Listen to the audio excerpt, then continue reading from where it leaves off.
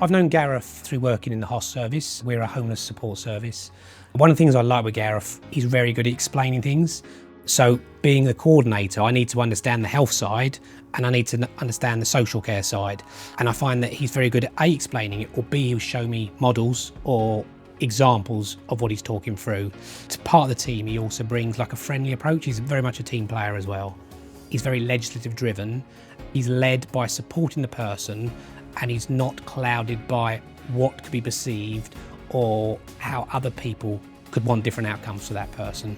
A lot of our cases are very unpredictable in nature, but one case that is standing out for me at the moment, and I am proud of the case, is a young man who's, throughout his life, he was significant childhood trauma, back and forth prison, and we've worked with him tooth and nail throughout. And now this is the first time in his life he's abstinent, he's volunteering, and he is maintaining a property, and he's engaging in services. Gareth he's amazing, to be fair. He's very proactive, very supportive, and I'm a qualified social worker. I've been for 13 years, and he sometimes supports me, points me in the right direction of what services that I can input for other individuals. He's a very good advocate, and he's committed to the people and the services that he works within. He's a true social worker.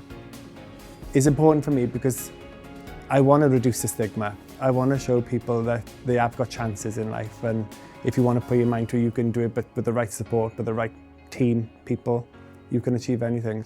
Gareth is tenacious, professional, unbiased, and if ever I wanted a social worker for me or someone that I know, I would choose Gareth first of all.